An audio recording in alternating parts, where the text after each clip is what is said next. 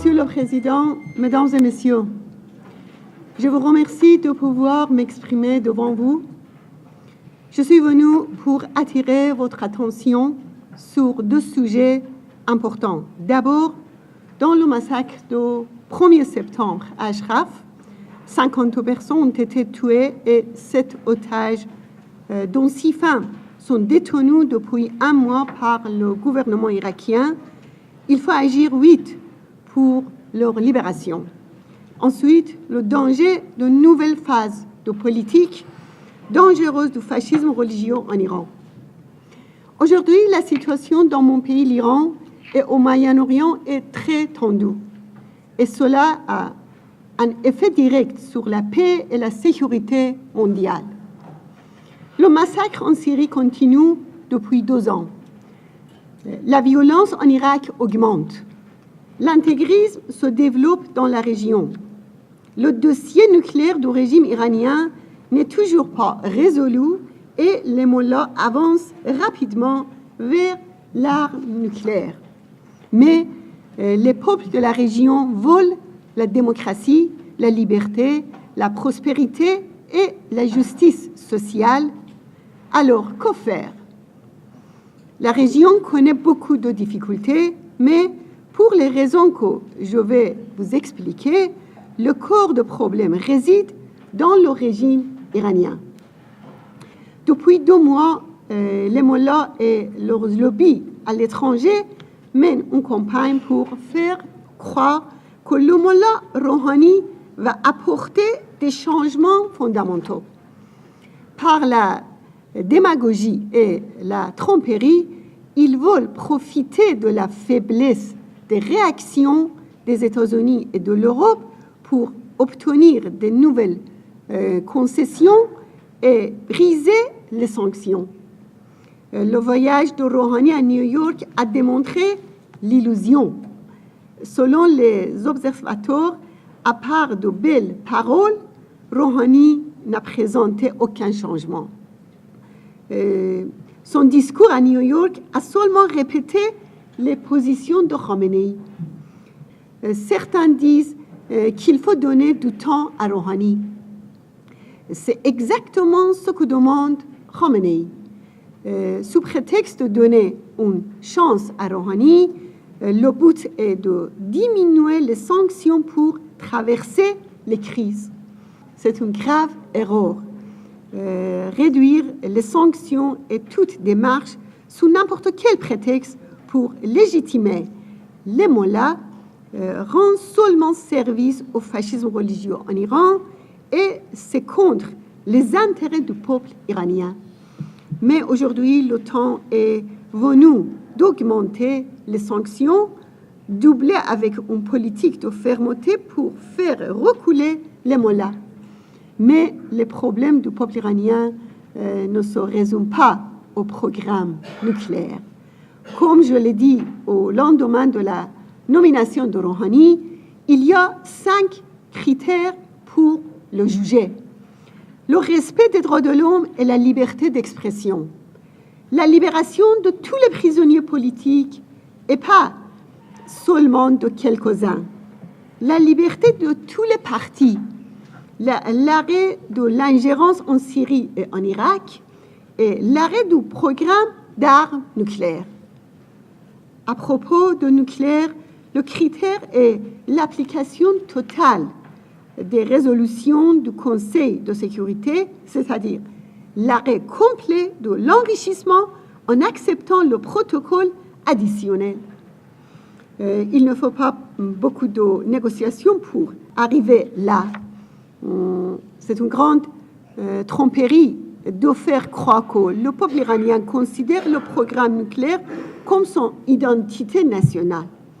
Le peuple iranien veut la liberté et la démocratie, pas l'arme nucléaire.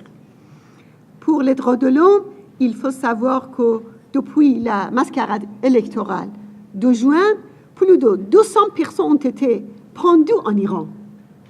Et pendant les 3 jours où Rouhani a parlé contre la violence et pour les démocraties à New York, la presse officielle du régime a annoncé que 22 personnes ont été pendues en Iran. pendant 3 jours. L'erreur principale, c'est de ne pas voir l'impuissance et la fragilité de ce régime. Devant le mécontentement populaire, le danger d'un soulèvement massif et la crise économique profonde. Les sanctions ont aggravé cette fragilité. La dictature est dans la phase de son renversement et la montée des conflits internes de pouvoir reflète cette situation. Mais en réalité, la seule solution pour l'Iran est un changement de régime par le peuple iranien et sa résistance organisée. On peut voir un autre aspect de l'apport de renversement dans l'attitude du régime vis-à-vis sa principale opposition. Le 5 juin, quelques heures avant l'annoncé de la victoire de Rouhani dans la mascarade électorale, les agents des mollahs en Irak ont attaqué à la roquette le camp Liberty où se trouvent les membres de l'OMPI. Et ensuite, le 1er septembre, à la demande du régime iranien, les forces de Maliki ont massacré les habitants d'Ashraf. 50 personnes ont été exécutées, les mains liées dans le dos. Les blessés ont été achevés à la clinique et 7 ashrafiens ont été pris en otage. C'est le visage de clinique. Parce qu'ils ont peur de renversement, les mollahs veulent anéantir leur alternative organisée pour empêcher le changement.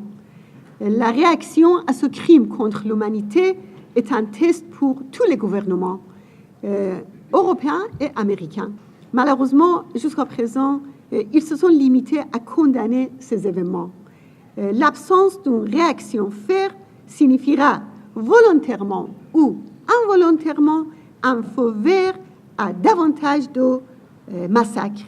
Cette moudjahidine, dont 6 femmes ont été prises en otage, le 19 septembre, Catherine Ashton a souligné que les otages sont détenus dans une prison irakienne sous la menace d'une déportation en Iran. Et alors, pourquoi le Conseil des ministres a gardé le silence sur ce crime d'État? Pourquoi les États membres ont gardé le silence devant cette prise d'otage commise par un gouvernement? Et permettez-moi de répéter le minimum que nous attendons au Conseil des ministres européens.